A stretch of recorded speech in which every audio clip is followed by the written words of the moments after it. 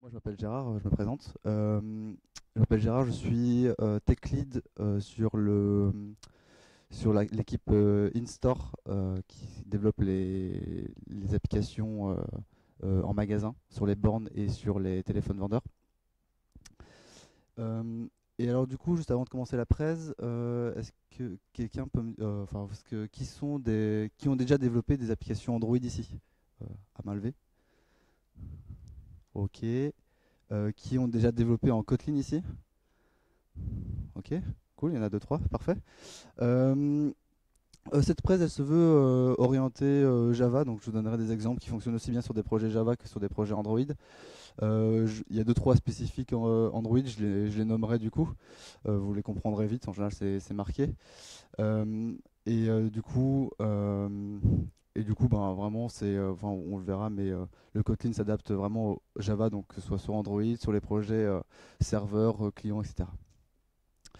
Du coup, avant de commencer, on va un peu présenter le Kotlin. Donc, le Kotlin, c'est un langage qui a été développé par une boîte qui s'appelle JetBrains, que vous devez connaître si vous faites du développement Java, parce qu'ils ont développé deux environnements de travail, qui est IntelliJ, celui utilisé pour le développement Java pur, et du coup Android Studio, qui est un fork de IntelliJ, et qui est l'environnement de travail officiel poussé par Google pour le développement Android.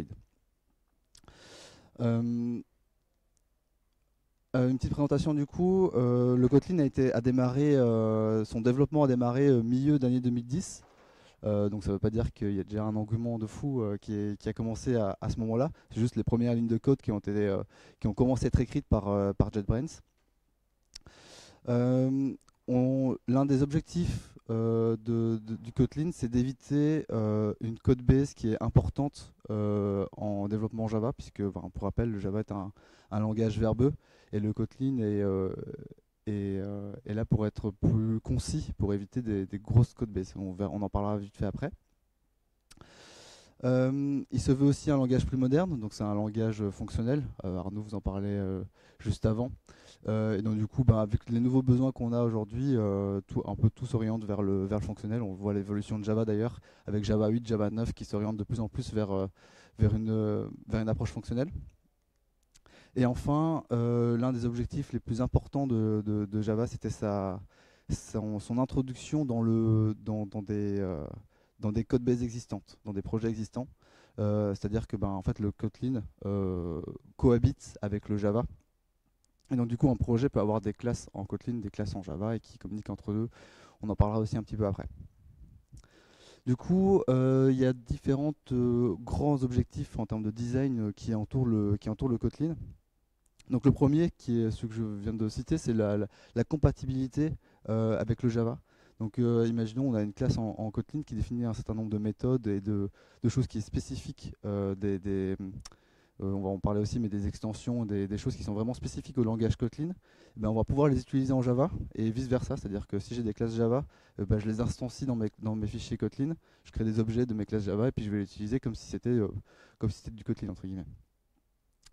Euh, Second objectif, c'est la compilation. Il voulait avoir une compilation qui était au moins aussi rapide que le Java, bah, pour éviter que ce soit un point négatif un point négatif. Et donc du coup, en plus, si on vient mettre quelques options de compilateur dessus, notamment tout ce qui est compilation incrémentale, ben, on arrive à des performances qui sont légèrement supérieures au Java. On n'est pas encore à des trucs qui sont vraiment à un écart de fou. C'est un des gros sujets sur lequel JetBrains travaille pour essayer d'avoir ben, un compilateur qui soit de plus en plus performant et qui soit à terme bien meilleur que le Java. Euh, je le disais juste avant, plus concis que Java, donc le Java est un langage verbeux, je le rappelle. Le Kotlin est vraiment. L'un des objectifs du Kotlin, c'est vraiment d'être le plus succinct possible sans omettre d'informations, en tout cas le moins possible. On le verra aussi dans des exemples. Et prévenir plus d'erreurs que le Kotlin, alors on le verra aussi, mais il y a le pattern de null safety directement dans le langage Kotlin qui prévient une des exceptions les plus répandues dans l'écosystème Java, c'est-à-dire la null pointer exception. Et on va voir qu'il y a un mécanisme de défense de cette erreur directement dans le langage et qui va venir du coup aider le développeur à traiter ce genre d'erreur. Et enfin, Arnaud en parlait aussi, le Scala. En fait, le Kotlin du coup s'exécute sur une JVM comme le Java. Même chose pour le Scala. Donc le Kotlin n'est pas nouveau dans cette idée-là. Il y avait déjà le Scala qui est du coup un langage aussi fonctionnel. Là, l'idée c'était d'être pour ceux qui ont déjà fait un peu de Scala, il y a deux trois choix dans le langage qui ont été faits, qui sont des choix forts, mais qui paraissent un peu complexes à prendre en main au départ quand on commence à faire du Scala.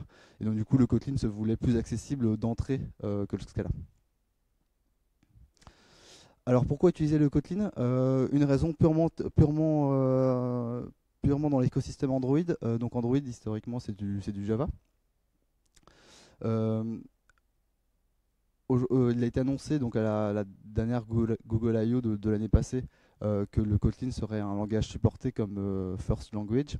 Et donc du coup, l'idée c'est que peu à peu, le Kotlin remplace le Java. Alors il ne le remplacera jamais d'office puisque on tourne toujours sur une JVM. Et donc du coup, potentiellement le Java est toujours accessible pour les développeurs.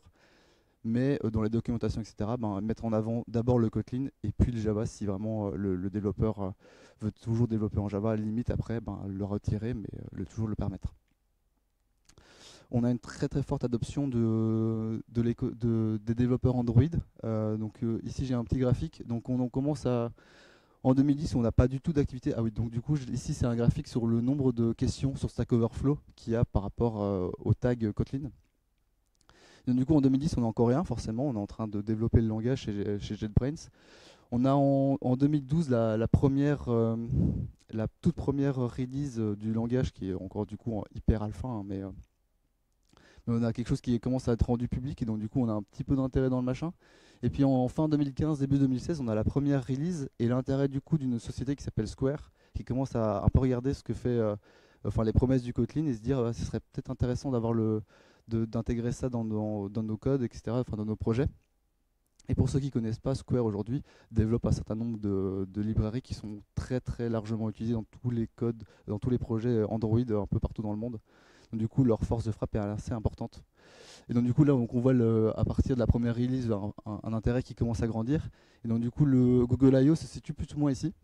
Je ne l'ai pas dans le graphique, mais on imagine bien qu'à l'annonce de Google du support du langage du Kotlin pour le développement Android, le machin explose encore beaucoup plus que ce que l'est là ici. Donc on a une forte adoption de l'écosystème Android. On a aussi un apprentissage qui est super simple. En gros, le Kotlin, pour un développeur Android ou pour un développeur iOS, c'est hyper simple de prendre en main. Et limite, c'est plus simple pour un développeur iOS qui développe en Swift de prendre en main maintenant le Kotlin dans le développement Java, puisque le Swift et le Kotlin se ressemblent énormément. Vous pourrez voir vous tapez Swift vs Kotlin sur Google, vous verrez énormément de comparateurs entre les syntaxes. Alors bien sûr, dans le fonctionnement derrière le langage, c'est très différent, mais dans sa syntaxe, c'est vraiment très similaire. Donc du coup, pour les développeurs iOS, c'est plutôt cool parce qu'ils peuvent un peu prendre en main le développement Android facilement. Pour les développeurs Android, sauf s'ils commencent à s'habituer au Java 8, etc., c'est un peu plus difficile à rentrer dedans. Cela dit, le Kotlin, si vous voulez, vraiment très simple à prendre en main, et donc du coup, finalement, même si le coût est un peu supérieur, il reste très accessible. On a le pattern null safety. Je ne vais pas trop l'aborder là, on va voir ça dans les exemples, mais en gros, on peut directement informer si une variable va être potentiellement nulle ou pas. Et du coup, s'il est nul, potentiellement nul, on va devoir gérer obligatoirement le cas traiter le cas s'il est différent de nul ou pas. Sinon, en fait, on a une erreur de compilation qui survient et on ne peut pas juste exécuter le programme. Plutôt cool. Compilation speed. Donc je sais pas vous, mais moi quand je compile mon projet pour le tester sur ma borne, parce que du coup moi je suis tech lead surtout pour l'instant sur la borne en magasin, je lance et puis pendant 30 secondes je fais autre chose. Je suis sur internet ou quoi, j'attends que ma compilation se termine.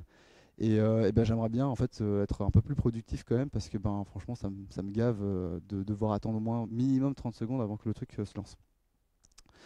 Et donc du coup la promesse du Kotlin c'est d'améliorer le temps de compilation et donc à terme peut-être arriver à quelque chose de plus performant que le Java et mon Dieu que j'espère que ça va arriver. Et enfin, une philosophie qui est très ancrée dans le Kotlin, c'est less code is better. Personnellement, moi, ma philosophie, c'est la code que j'ai pas, la ligne de code que je n'ai pas écrite, c'est la ligne de code qui est exempt de bugs. Et donc du coup, dans le Kotlin, qui se veut plus concis et plus concis, ben du coup, potentiellement, j'ai moins de lignes de code et donc, du coup, potentiellement, j'ai moins de bugs aussi. Euh, donc voilà. Donc pourquoi utiliser le Kotlin? Quelques raisons. Après, vous ferez votre propre opinion, bien sûr. Et donc du coup, on va commencer. Donc moi, ça fait quelques mois maintenant que je développe en Kotlin, un peu avant que l'annonce officielle par Google. Et la première chose que j'ai faite, c'est j'ai pris un projet perso, que je m'en foutais un petit peu, qui était d'ailleurs même pas réalisé sur le Play Store ou quoi que ce soit, un projet Android du coup. Et je me suis essayé un petit peu à faire du Kotlin dedans. Donc le premier truc que j'ai fait, c'est j'ai utilisé un outil dans IntelliJ ou Android Studio, peu importe ce que vous utilisez, qui permet de faire la conversion automatique du Java vers le Kotlin. Donc, du coup, je peux convertir tout un fichier en Kotlin ou je peux convertir des portions de code en Java que j'ai dans mon presse-papier et que je viens coller dans un fichier Kotlin et il me propose automatiquement hey, tu veux le modifier. Donc du coup, comme ça, j'ai un peu regardé qu'est-ce que me proposait le convertisseur et après, j'ai appris de ça et j'ai été regardé sur internet comment est-ce que je peux faire pour avoir quelque chose un peu plus orienté Kotlin. Du coup, c'était un bon point de départ. Et après, ça dépend de vous d'un peu vous exercer, d'un peu voir ce qu'il y a ailleurs, comment est-ce qu'ils font. Et donc au final, une fois que vous avez tout ça, que vous êtes un peu familiarisé avec le langage, le mieux après c'est de se tenir au courant. Donc le Kotlin, aujourd'hui, il est réalisé dans une version stable, qui est la version 1.2.30 ou 40 pour la dernière. Et donc du coup, à chaque nouvelle version, je vais voir le changelog et je me dis voilà, qu'est-ce qu'il y a comme changement, qu'est-ce que je peux faire maintenant que je ne pouvais pas faire avant, potentiellement quels sont les fixes parce qu'il y a quand même encore 2-3 bugs dans le Kotlin. Et donc du coup, après, je fais évoluer mon code en fonction de ça, etc. Du coup, son intégration. Donc là, ici, je vais prendre un exemple d'un projet qui est un projet Android en fait, qui utilise le Gradle comme gestionnaire de dépendance et de script. Et donc je vais avoir deux build.gradle pour ceux qui sont familiarisés avec Gradle. On a en général un build.gradle au niveau de la racine du projet et un build.gradle par module. Donc en gros, comment se structure un projet Android, on a notre build.gradle au niveau root et on a un dossier app qui est notre dossier qu'on va en général qui contient notre application qu'on va lancer et qui compose tout et qui contient toutes nos dépendances, etc. Donc du coup, dans le top level, je vais définir la version de Kotlin. Là, ici, c'est la dernière, donc c'est 1.2.30. Et je vais définir le class path qui va pouvoir permettre d'accéder au plugin Kotlin qui va me permettre de développer en Kotlin. Donc je le renseigne et donc du coup, maintenant, je vais dans mon app module, là où contient mon application dans lequel je veux développer en Kotlin.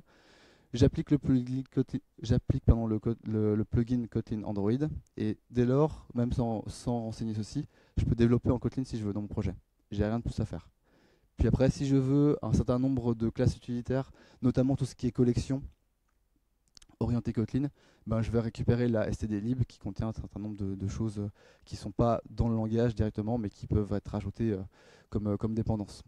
Et donc du coup, si vous développez en Java 7 ou en Java 8, enfin si votre projet contient du Java 7 ou du Java 8, vous pouvez spécifier ici la composante JDK 7 ou JDK 8 qui va du coup faire qui va lier du coup votre stdlib avec les spécificités de Java 7 ou de Java 8. Donc ici, on va rester en fait sur du Java 7 parce que donc en Android, on a un minimum pardon. On a un minimum en termes de version de Java.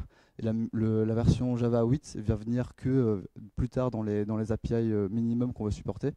En l'occurrence, il me semble que c'est l'API 21 où on peut commencer à utiliser le Java 8. Et donc du coup, pour les plus vieux projets ou les projets qui se soucient de développer pour les anciennes versions d'Android, on sera obligé de faire du Java 7. Donc du coup, ici, les exemples que je vais prendre dans tous les correspondances Java Kotlin, ce sera du Java 7. Hop. Ok, donc du coup, là ce que je vais faire, c'est que je vais vous exposer un certain nombre de conversions automatiques de Java vers le Kotlin. Et après, je vais partir de cette conversion-là pour les orienter un peu plus dans le Kotlin. Parce qu'en fait, quand on va faire notre conversion, il va effectivement nous convertir notre fichier Java en Kotlin. Par contre, il va avoir un style plutôt Java en fait. il va conserver une certaine syntaxe qui est vachement plus orientée Java que le Kotlin. Et donc du coup, ben, l'idée c'est après c'est de le Kotlinifier un peu plus. Donc pour ça, j'ai ce qu'on appelle un fragment dans Android. Donc pour ceux qui ne sont pas développeurs Android, un fragment correspond basiquement à une portion d'écran. Retenons simplement ça. Et en général, un fragment est constitué de plusieurs choses. Donc ici, là, j'ai une méthode newInstance qui sont en fait mes paramètres d'entrée de mon fragment. Donc ici, je lui renseigne un titre et un message que je vais sans doute afficher dans mon écran. Après, j'ai une méthode qui s'appelle onCreateView qui va du coup créer ma vue. Donc en fait, en Android, je lis en général mes écrans, enfin en général quasiment tout le temps, mes écrans à un fichier XML dans lequel je déclare à quoi va ressembler mon écran. Et donc du coup ici, mon fichier XML s'appelle MyFragments et donc du coup j'y accède via une classe Java qui est générée automatiquement par Android via r.layout. Et donc du coup je file ça à mon infilter qui va me construire ma vue en termes d'objets Java slash Kotlin. Et donc du coup, une fois que ma vue est créée, j'ai une autre méthode qui s'appelle onViewCreated. Donc là, je suis assuré normalement que ma vue elle est bien créée. Et donc là, je vais pouvoir récupérer mes textes, mes boutons, mes machins, etc. Et pouvoir faire les bindings que je veux. Donc ici, ce que je fais, c'est que je récupère un TextView qui s'appelle dans lequel je veux mettre un titre, un TextView dans lequel je veux mettre un message, et je veux avoir un bouton sur lequel que quand je clique dessus, bah, j'affiche 2 logs dans ma console. Hyper simple. Là, l'idée, c'est pas de savoir ce que fait le code, c'est plutôt savoir comment est-ce qu'on va convertir tout ça. Donc je reviens sur la première partie. On va essayer d'abord de convertir ça. Donc si je convertis ça purement et simplement en Kotlin, Android Studio me convertit ça comme ça.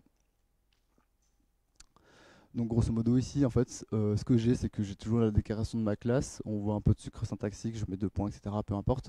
Ça, c'est typiquement de la classe, le langage Kotlin qui fait ça. Et puis j'ai un nouveau concept, là, compagnon object. Donc en fait ici, si vous n'avez pas remarqué, ma méthode, elle était en statique, mes champs étaient en statique. Et en fait, en Kotlin, le statique n'existe pas.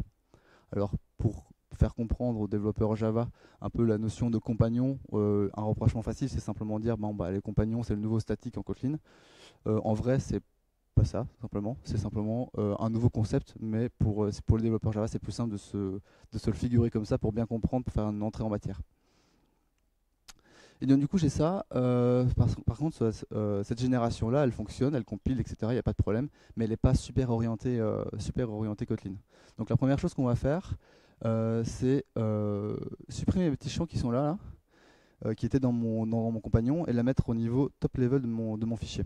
Donc quelque chose qui est assez aberrant dans le développement en Java. En général en Java, on a un fichier qui est fortement lié à une classe, et c'est tout, point barre. On ne peut pas déclarer des champs, des constantes ou quoi. Donc ici, là, je retire mes champs, je les mets en top level et je les marque en const pour dire, ben, toi, tu as une constante. Et donc du coup, je peux toujours y accéder normalement dans ma classe, comme si c'était une constante qui était précédemment déclarée dans mon compagnon. Ok, c'est bien, première chose de faite. Un autre concept qui est plutôt cool en Kotlin, ce sont les extensions. Donc ici, on va voir les extensions sur des champs. Donc là, ici, je vais rajouter ça. En gros, qu'est-ce que je fais? C'est que je dis, OK, je vais rajouter la propriété title sur mon bundle. Donc bundle qui est en fait une classe qui me permet de faire transiter de l'information de mes données de départ dans ma méthode newInstance vers mon fragment. Donc là, ce que je fais, c'est qu'ici, mon new title et mon new message, je vais les mettre dans un bundle, et puis je les attache à mon fragment. Et donc du coup, quand mon fragment sera créé, eh ben, il va pouvoir récupérer son bundle et récupérer les informations que j'aurai renseignées dans le new instance. Donc du coup, ce que je fais, c'est que je rajoute du coup la propriété title à la volée, entre guillemets, dans le bundle, et je lui dis, bon, bah toi, t'es Val, donc tu es non modifiable, et tu vas renvoyer ce nouveau champ-là, tu vas renvoyer string. Ok, ça c'est déjà bien, mais ça suffit pas parce que du coup maintenant il faut que je donne la stratégie de mon getter, de mon nouveau champ. Donc ce que je fais, c'est que je fais ça. Donc en gros, le getString est une méthode qui en fait appartient à la classe bundle. Et donc du coup, je vais dire, bon, ok, quand tu vas vouloir accéder à la propriété title sur un bundle, tu vas faire finalement en fait un getString avec la key keyTitle. Et donc du coup, quand je fais, quand je voudrais récupérer du côté de mon fragment, fragment.arguments pour récupérer du coup mon bundle.title, et ben en fait il va exécuter getString keyTitle. Ok, c'est bien. Par contre, moi, dans mon new instance, j'ai ici un put string, donc quelque chose qui s'apparente plutôt à du setter. Donc du coup, ce que je fais, bah, c'est que je transforme mon val en var, parce que du coup, là, je veux aussi le modifier, et je vais rajouter la stratégie du setter. Donc ici, là, mon setter, mon value, ça va correspondre à la nouvelle valeur qu'il veut renseigner. Et je lui dis, bon, bah, en fait, tu vas appeler la méthode putString qui existe dans bundle. Et pour le keyTitle, bah, tu vas mettre la nouvelle valeur. Ok, cool. Je fais la même chose pour le message. Parce que typiquement, j'ai deux informations que je me place dans mon bundle. Et donc, du coup, je vais avoir quelque chose qui est un peu plus simple à utiliser. Et donc, du coup, après, dans mon new instance, je peux faire ça. J'enlève les putString que j'avais avant et je fais simplement argument.title égale ma nouvelle valeur et arguments.message à ma nouvelle valeur. Ok, c'est déjà pas mal.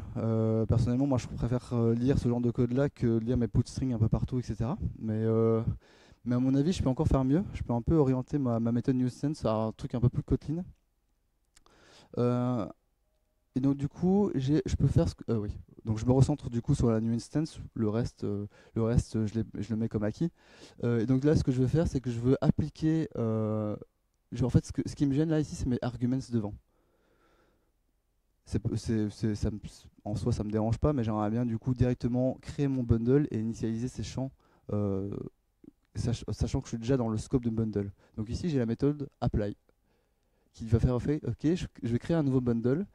Et je vais dire, ok, tu vas appliquer déjà des modifications dans ce bundle-là. Et donc du coup, ben, j'ai plus besoin des args que j'avais avant. Et je fais directement title égale new title. Et puis du coup, mon args qui est ici, il sera déjà initialisé avec des titles, avec un title et un message par rapport à ce que je remets ici. Cool. Et alors si je veux aller encore plus loin, je peux faire exactement la même chose pour le fragment. Et j'arrive à ceci. Bien. Et donc du coup, finalement, j'arrive à ça. Bon. En l'occurrence, je disais que le Kotlin était un peu plus concis.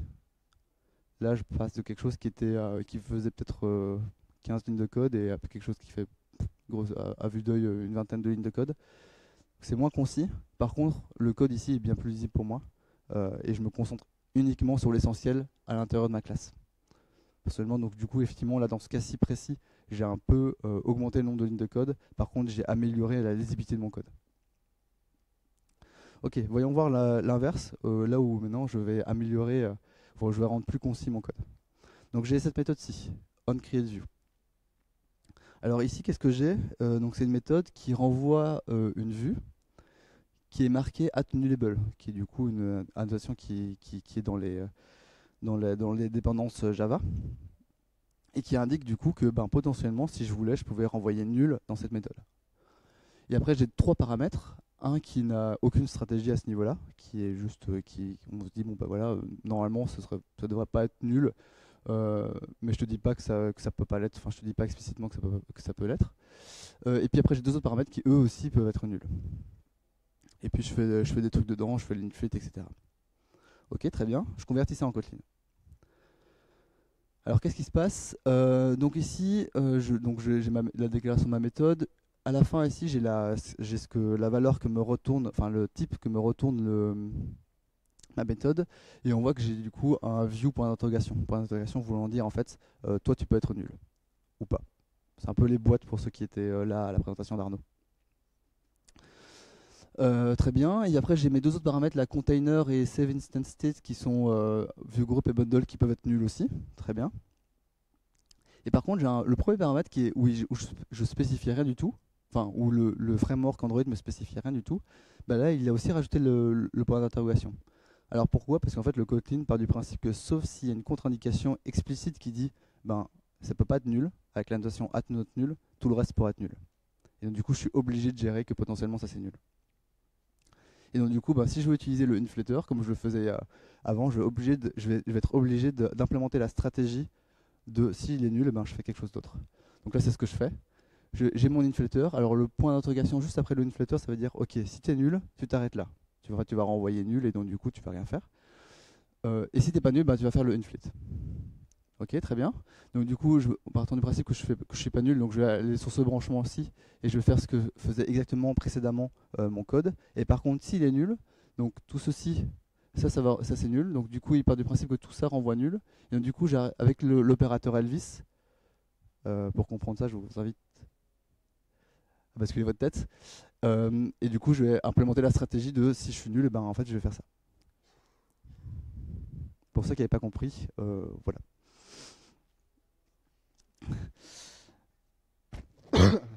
Personnellement, quand j'ai compris ça, j'étais tout fou.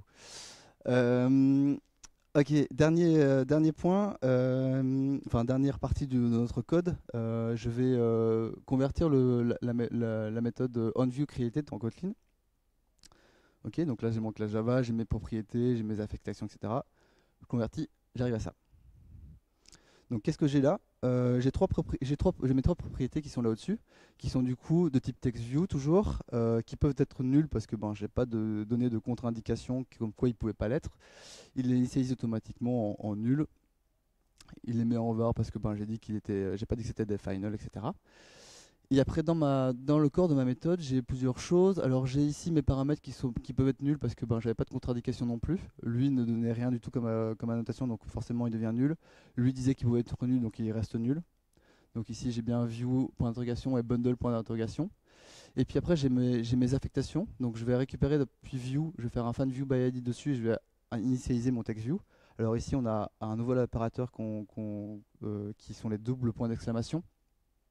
Les doubles points d'exclamation, ça veut dire quoi? C'est l'autre stratégie, entre guillemets, euh, que le, euh, que le point d'interrogation en mode inline. Ça veut dire qu'en gros, ben, si t'es nul, tu vas cracher. Donc là, en fait, c'est grosso modo la vérification du pauvre. Hein. C'est genre, j'ai pas envie de gérer le cas, tu craches et c'est tout. Donc du coup, ben, si c'est pas nul, si ça crache pas, ben, ça va initialiser mon champ. Et puis après ici, comme mon text view peut être nul, ben, je dois aussi renseigner mes doubles points d'exclamation pour arriver à la propriété texte pour pouvoir initialiser mon texte par rapport à ce que j'ai me renseigné dans mon bundle, et puis etc. Et puis après pour la même chose sur le bouton. Et du coup là ici j'ai mes logs, etc. avec mes concaténations comme j'avais en Java. Très bien. Première chose que je peux faire du coup, c'est que mes arguments, moi j'ai créé mes extensions. Donc j'ai pas envie de faire mes getString ici là avec mon kTitle, etc. Donc pouf, je change ça et donc j'enlève mes getString et je remplace par title et par message. Ok, parfait. Mais maintenant autre chose, moi mes champs ici qui sont là, mais ce qui constitue ma vue, je sais que plus tard ça va être initialisé. Je sais que ben en fait c'est ce qui constitue ma vue et donc du coup ben, à un moment donné dans le cycle de vie de mon écran ce truc là va être initialisé. Donc pour répondre à ce besoin là il y a la propriété letInit qui dit ok euh, moi je veux bien que ce soit pas nul, par contre toi tu dois m'assurer que plus tard c'est initialisé dans ta classe, grosso modo du coup en dehors du constructeur. Donc du coup ok, j'ai mon letInit, du coup je peux enlever mon point d'interrogation et mon affectation à nul. Si d'ailleurs je le laissais, bah, il me mettrait une erreur de compilation. Et donc du coup hop, tchouk, voilà. Je peux retirer mes différents mes doubles points d'exclamation qui me forçaient enfin qui disaient bon ben voilà si t'es nul tu craches. Ben comme je les ai dit ici que là ils seront plus nuls. Ben je suis plus obligé de les mettre. Par contre ça veut dire quoi? Ça veut dire que s'il est quand même nul, là il crache quand même. C'est juste que je suis plus obligé de le dire explicitement dans le code. Donc à utiliser dans des cas où on est vraiment sûr que ça va bien être initialisé. Euh, et du coup, bah, là, à utiliser avec vigilance parce que potentiellement, bah, ça peut être nul. Très bien, donc j'ai ça. Deuxième petite chose sympathique, plutôt anecdotique. Ici, là, j'ai de la concaténation de chaînes de caractères. En Kotlin, ils ont intégré un mécanisme de template de string. Donc du coup, je peux changer ça par ça. Donc là, qu'est-ce que je fais? Bah, en fait, plutôt que d'avoir mes textView.toString, bah, je peux directement, avec un dollar, dire ok, je vais templater ma chaîne de caractères avec ces variables-là, et je vais directement appliquer la méthode toString à ces champs-là. Et du coup, si je voulais quand même utiliser des méthodes dans ces chaînes de caractères-là, bah, je pouvais mettre ça entre accolades et puis faire mtl_textView.toString à l'intérieur. Donc il peut y avoir des trucs assez complexes dans ce templating. Là ici on est dans un cas simple, donc du coup on reste simple. Donc du coup ok, hop, je retire ça. Maintenant là c'est un truc qui est typiquement pas dans le langage Kotlin mais comme dépendance du langage qui est intégré, qui est développé par JetBrains.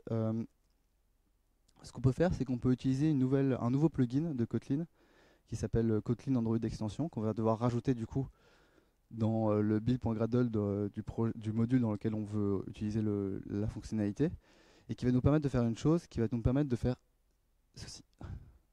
En gros, je supprime toutes mes initialisations de champs et je rajoute simplement l'import qui va pointer vers mon layout et lui va se charger de toute l'initialisation et de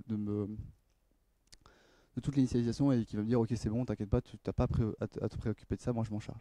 Et donc, du coup ça veut dire quoi aussi? Ça veut dire qu'en fait ici là je lie avec les identifiants que j'avais renseignés dans mes fichiers XML. Bah, du coup en fait ces identifiants là deviennent les noms de mes hop pardon. Ok, j'ai pas mis le plus, excuse-moi. Donc du coup, ces identifiants-là en fait vont devenir en fait le nom de mes champs et donc du coup, ben, j'ai plus rien et je me concentre uniquement sur l'essentiel. Et ça, c'est un bonheur parce que du coup, je peux vraiment me concentrer uniquement sur en fait le business de mon application et de mon écran et je fais uniquement ce qui est important pour moi. Ok. Un autre truc cool, quand j'ai commencé à un peu à voir avec Kotlin, c'est que je me suis demandé, bon, le Kotlin, ça va bien avec, ça fonctionne bien avec le Java. Par contre, il y a quand même des nouveaux concepts qui arrivent avec le Kotlin et qui n'existent pas du tout en Java. Et je me suis fait, mais comment c'est possible d'utiliser ça en Java alors qu'en fait, normalement, c'est pas possible. Et alors, du coup, pour arriver à ça, malheureusement, dans IntelliJ ou Android Studio, il n'y a pas de convertisseur automatique qui me convertit l'inverse, donc du coup le Kotlin vers le Java, enfin le Java vers le Kotlin. Et donc du coup pour faire ça, je suis obligé de faire du Kotlin vers le binaire, vers le Java. Ok, ça fait un peu peur, on verra pas trop de binaire, je vais vous épargner ça. Mais du coup, via cette approche-là, puisque le Kotlin tourne sur une JVM, il va produire du bytecode, et du coup ce bytecode-là, lui, il est commun, enfin il peut être exécuté, enfin c'est ce que produit le Java, le Scala, le Kotlin, peu importe les autres langages qui tournent sur la JVM. Et donc du coup, normalement, on est assuré qu'ils suivent un certain standard, et donc du coup, ben, un langage n'est pas censé pouvoir faire des choses de plus, en plus que d'autres langages que ne font pas d'autres langages parce que bah, en fait le standard il est tel quel. On ne peut pas inventer des nouveaux standards via le langage qui tourne sur une JVM. Et donc du coup pour arriver à ça, dans le Kotlin j'ai quand même un truc qui peut m'aider. J'ai cette propriété là. J'ai show Kotlin bytecode qui va du coup me permettre de traduire un fichier Kotlin en bytecode et après je vais pouvoir décompiler ce fichier, ce bytecode là. Donc un exemple, j'ai ici plusieurs manières de faire des classes en Kotlin. J'ai la création d'une classe toute bête, myClass. J'ai la création d'une classe abstraite, myABSClass. Et puis j'ai deux autres classes qui peuvent être créées là, myOpenClass et myDataClass, avec des mots-clés qui n'existent pas du tout en Java. Et en fait, quand j'ai commencé à apprendre le Kotlin, je voyais ça, je me suis dit, mais à quoi ça sert? Et en l'occurrence, data class, la documentation officielle euh, aide pas mal pour comprendre le concept. Par contre, je n'arrivais pas à comprendre la différence entre open et abstract. Ok, donc du coup, un moyen de voir comment ça fonctionne finalement, c'est de convertir en Java pour voir un peu quelle est la correspondance de ce fichier Kotlin en Java. Donc du coup, je fais mon show bytecode, donc j'arrive à quelque chose comme ça dans dans mon environnement de travail. Donc à droite, j'ai mon bytecode et à gauche, j'ai mon fichier classes avec toutes mes classes. Et en fait, ici, il y a un petit bouton décompile qui va du coup décompiler mon bytecode en Java. Donc je le fais et j'arrive à ça. Alors du coup, je vais revenir juste après sur myDataClass. Mais du coup, j'ai myClass qui a été créé en public final.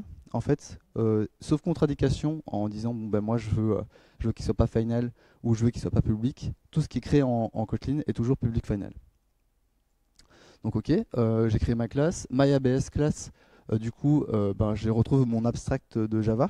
Forcément, il n'est pas final parce que ben ça rendrait du coup l'ABS class pas étendable par une autre classe et donc du coup ben, ça servait un peu à rien.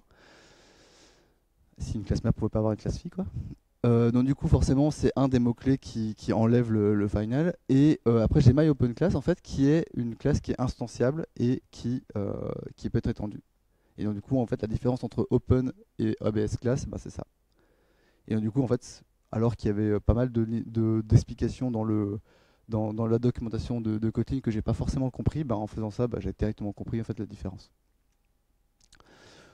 Cool. Bon, après, c'est pas super impressionnant. Par contre, My Data Class est plutôt cool. My Data Class, la simple ligne que j'ai créée avec un champ qui était une chaîne de caractères, c'est ça, bah, ça me génère ça en fait. Alors, j'ai pas mis tout le code parce que en fait, sinon, j'explose mes slides. Mais du coup, je retrouve mon champ qui est là avec un constructeur voilà, qui va donner mon champ avec un getter parce que du coup j'ai pas donné de contre-indication sur le privé de public, donc du coup il est forcément public, et donc du coup ben, pour respecter l'encapsulation en Java il va me créer un champ qui est privé mais il va me générer un getter qui est public, et après il va me générer tout un tas de méthodes copy, toString, hashcode et equals pour moi qui est en fonction de ces champs là.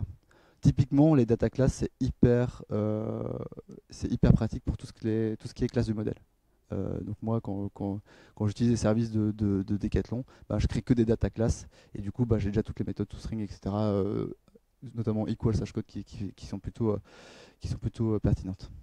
Donc cool, pratique. Ça évite quand même beaucoup de code finalement, et à maintenir aussi parce que, bah, je sais pas pour vous, mais moi quand j'étais en Java, quand je crée un champ, bah, les devs de mon équipe pensaient pas toujours forcément à régénérer le equals et le hashcode, et là je suis assuré qu'ils sont toujours bien générés. Je vais faire le même travail pour les méthodes. Donc là j'ai deux classes, méthode examples et méthode 2 examples, avec du coup une déclaration normale de méthode m, et puis une autre déclaration de méthode mopen. Donc ici je rajoute le mot-clé open et je donne l'implémentation. Et puis j'ai une interface, donc m2 examples, et là je déclare une méthode open aussi, enfin open qui est du coup en fait qui est pour les interfaces en Kotlin et implicite, et je donne de l'implémentation. Et là, si vous êtes développeur Java, vous devez vous dire, mais comment c'est possible, parce que les defaults sont venus que avec Java 8 et pas en Java 7. Et je me suis dit typiquement la même chose. Je me suis fait, mais c'est bizarre, comment est-ce qu'il fait pour se démerder après derrière? Et une autre chose que vous êtes peut-être dit aussi, c'est que ça permet quoi? Ça permet aussi l'héritage en diamant. Pour ceux qui savent, si on peut hériter de plusieurs classes ou implémenter plusieurs classes qui ont les mêmes noms de méthodes avec des implémentations différentes, et ben en fait il y a un certain flou à l'exécution, qu'est-ce qui va appeler ou pas. Alors en Kotlin, comment il gère ça? En fait, quand on veut appeler une méthode, une super méthode, une méthode qui appartient dans les classes supérieures, on est obligé de spécifier laquelle on veut appeler. On ne peut juste pas si je retire le m2 examples ou le méthode 2 examples ou le méthode examples, en fait mon projet ne compile simplement pas. Donc ça règle un petit peu le problème, c'est plutôt cool. Par contre, ça règle toujours pas mon problème de en fait les méthodes avec de l'implémentation dans les interfaces en Java 7 ça n'existe pas. Ok, du coup je fais mon travail de conversion binaire et puis Java. Donc j'obtiens ça pour la classe, méthode examples. Alors vous remarquerez que du coup ma méthode elle est final. Comme je disais, tout ce qui est, sauf contre-indication, tout ce qui est déclaré en Kotlin c'est public final. Donc je retrouve mes public final et puis j'ai ma méthode open, donc, qui est un des mots-clés qui enlève le final. Très bien. Par contre celle qui m'intéresse c'est l'autre. Et l'autre elle est traduite comme ça. En gros j'ai bien mon interface, j'ai bien la déclaration de ma méthode. Par contre, j'ai une classe statique qui est créée, qui s'appelle defaultImpl, qui elle va avoir la méthode mopen aussi, et dans laquelle je vais pouvoir donner l'implémentation. Et donc du coup, en fait, typiquement, je peux me démerder en Java parce que justement, je casse pas la contrainte qui est, je peux pas donner d'implémentation, j'ai pas les defaults, etc. J'ai un petit truc qui me permet quand même de faire le taf. Et donc du coup, à l'usage, ça donne ça. C'est pas super sexy, mais ça fonctionne. Cool. Un autre truc en Kotlin qui est sympa, ce sont les listeners. Alors je sais pas enfin en Java, quand vous avez un listener que vous devez implémenter, en général vous créez une interface avec une ou plusieurs méthodes à l'intérieur, et puis du coup vous devez après les mettre en dépendance de vos méthodes, de vos classes, peu importe, et après vous l'appelez dans votre classe, etc. En Kotlin, exit tout ça, et j'ai un mécanisme de listener anonyme intégré dans le langage. Donc du coup, Ici, j'ai donc ma classe avec grosso modo ce qui s'apparente à un constructeur en Kotlin. Je déclare du coup un champ listener qui est final et qui sera typé de ceci, d'une fonction qui prend une chaîne de caractères en entrée et qui va renvoyer rien du tout.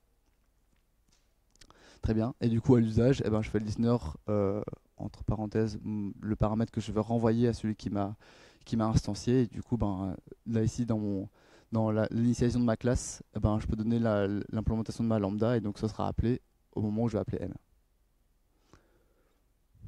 Cool. Par contre, en Java, pure Java, ça c'est pas possible. Je peux pas avoir de trucs comme ça anonymes, je suis obligé de le rattacher à une interface, etc. Et du coup, comment est-ce que fait Kotlin pour se démerder à ce niveau-là? Ok, bah du coup, même taf, je convertis, et j'arrive à ça-ci. Donc je retrouve bien en fait un truc qui s'appelle fonction 1, on va en parler après, mais qui est du coup sans doute une interface, qui est une méthode qui s'appelle invoke, qui est du coup dans laquelle je renseigne ma chaîne de caractères pour appeler, et puis du coup ben, dans my class, et ben, dans le constructeur, j'ai bien la fonction listener et que je vais associer, etc. Parfait. Par contre, du coup, je me suis dit, bah, fonction 1, là, ça vient de où? Et donc, du coup, bah, j'ai été voir dans le code source de Kotlin et je suis arrivé à un fichier qui ressemble grosso modo à ça. Grosso modo, qu'est-ce que c'est? Enfin, vous le verrez, c'est, ben, je commence de fonction 0 et je vais jusqu'à fonction 22. Et en gros, ben, je peux avoir un listener jusqu'à 22 paramètres et je vais utiliser du coup une de ces fonctions-là. Ça veut dire quoi aussi? Ça veut dire que si vous avez 23 paramètres à votre listener, ça va pas fonctionner. Par contre, si vous avez un listener avec 23 paramètres et que je repasse derrière votre code source, je ne suis pas super content. Je pense qu'il y a un problème de base de conception plutôt. Et donc il y a peut-être moyen de réduire un peu le listener. Ok. Du coup, on a déjà vu les extensions, on les a vues pour les champs. Par contre, on peut faire exactement la même chose pour les méthodes. Donc là ici, qu'est-ce que j'ai? J'ai mutable list qui est grosso modo une liste qui peut être modifiable, donc qui est mutable en Kotlin. Sinon, on a le list tout court qui lui est immuable. Et donc, je veux rajouter la méthode swap dans cette liste, dans cette mutable list, parce qu'en fait, ben, je me suis rendu compte qu'il ne l'avait pas et moi j'en avais besoin. Et donc, du coup, je renseigne un index 1 et un index 2, et donc je fais swapper ces index dans ma liste. L'implémentation, on en passe, je pense que vous la connaissez tous. Ok, super. Par contre, toujours même question. Ça, moi, c'est pas possible en Kotlin. Et donc, du coup, je me suis dit, bon, ben, comment est-ce qu'il fait pour s'en sortir? Et du coup, enfin, je me suis dit, bon, ben, moi, si je devais faire ça, ben, j'aurais sans doute fait une classe utilitaire qui prend en premier paramètre ma liste, après en deuxième et troisième paramètre mes index, et après, ben, je fais le swap dans ma classe utilitaire. Et c'est exactement ce qu'il fait. En fait, il va créer avec le nom de mon fichier, donc mon fichier s'appelait extension, donc il va créer la classe extension kt. Il va créer une méthode statique qui va prendre en premier paramètre une liste et puis mon index 1 et 2, et puis il va faire le travail d'inversion dans mes cellules de ma liste. Et donc, du coup, ben, si je suis en Java, ben, je peux très bien faire extension kt.swap avec liste index 1 et index 2, ça fonctionnera. Et en Kotlin, ben, j'utilise sur la syntaxe des extensions directement sur ma liste .swap avec l'index 1 et l'index 2. C'est un peu plus sexy en Kotlin, mais du coup, je reste compatible avec Java. Dernier exemple, en Kotlin, il y a les objects. Alors, la toute première fois que j'avais lu ça en Kotlin, j'ai pas compris le machin.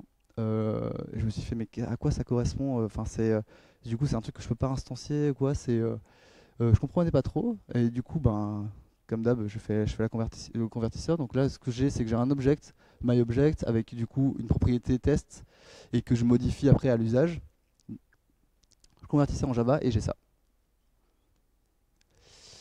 J'ai un champ qui s'appelle instance en majuscule que j'initialise quand je vais charger ma classe dans la JVM. Et après, j'ai mon getSet de ma propriété que je vais pouvoir utiliser. Grosso modo, ben, c'est un peu un singleton qui est du coup directement intégré dans le langage de Kotlin. donc plutôt cool. Pas en abuser parce que pour certains, le singleton, c'est un anti-pattern, c'est un peu mon avis aussi. Mais après, si on avait l'usage, pourquoi pas. Ok, c'est tout pour la conversion. Après, moi, depuis que j'utilise le Kotlin, au début beaucoup et encore maintenant parfois, il y a certains pièges dans lesquels je suis tombé, que je voulais vous partager, euh, qui sont, euh, qui sont un peu des abus du langage en fait. Donc, premier exemple de piège dans lequel je suis tombé, j'ai ici donc, des trucs d'entrée. J'ai une classe ABS type qui peut du coup être étendue avec subtype 1, subtype 2, et j'ai une méthode M qui prend un paramètre ABS type. Et donc du coup, je vais rajouter ce qu'on appelle un when, qui est un peu à mi-chemin entre des conditions en Java et un switch. Grosso modo, bah, en fait, c'est un switch sur lequel je peux mettre absolument tout en entrée, et j'ai juste à mettre des conditions dans les différents cases, et donc du coup, bah, je vais rentrer dans les différents cases.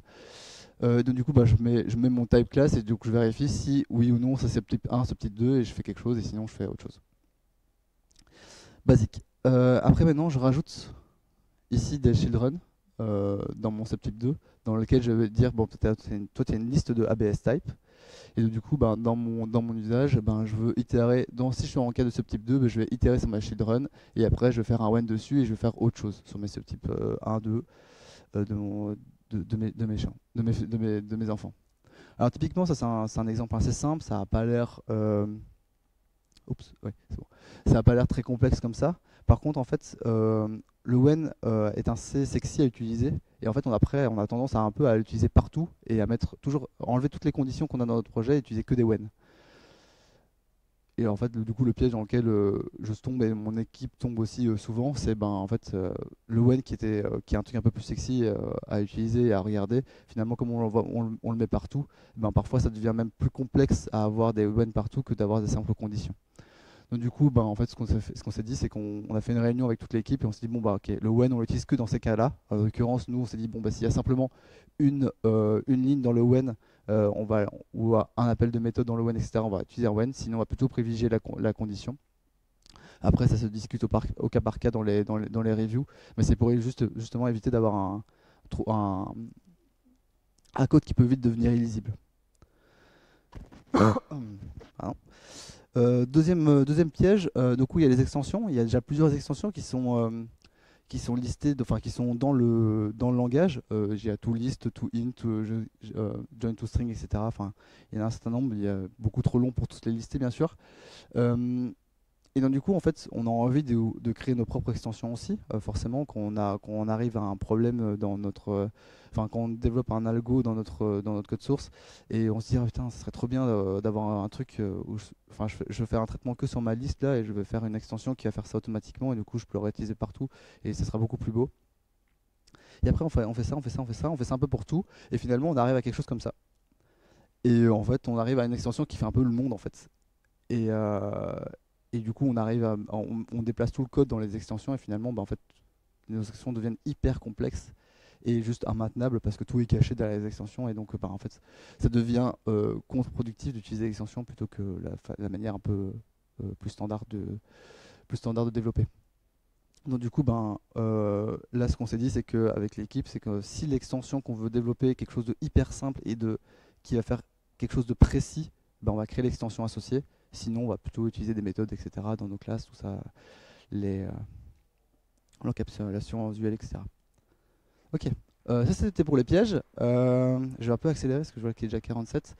Maintenant, j'avais arrivé dans la catégorie un peu what the fuck, parce que du coup, Kotlin, il est bien, il est cool, etc. Moi, j'adore ça. Quand je retourne sur du développement, sur des projets en Java, je fais un peu la gueule. Par contre, le Kotlin a deux, trois trucs où tu te fais, mais qu'est-ce que tu fais en fait là? Euh, Premier cas, j'ai ceci. J'ai un objet qui peut être nul, donc j'ai mon point d'interrogation qui dit bon bah si t'es nul, tu renvoies nul pour toute l'expression, sinon tu continues. Donc si tu continues, tu fais un take if. Donc en gros, je vais prendre l'objet et je vais faire quelque chose dessus uniquement si le status ici est à true, et du coup s'il est à true, je vais appliquer la méthode do10 dessus. Enfin, je vais appeler la méthode do10. Je fais ça dans un de mes projets. Je lance le code et puis je me rends compte que peu importe la valeur de status, mon do10 il est toujours appelé. Et je fais hein. Pourquoi? Et du coup, je me dis, bon, ok, je vais isoler ma condition et je vais convertir ça en Java pour voir ce qu'il fait réellement. Et quand je le convertis, il fait ça. Donc je retrouve ma condition là de status qui va me renvoyer oui ou non sur object, etc. Par contre, ma méthode doDis, c'est là après, elle est toujours appelée effectivement. Et je dis, mais qu'est-ce que c'est que ça?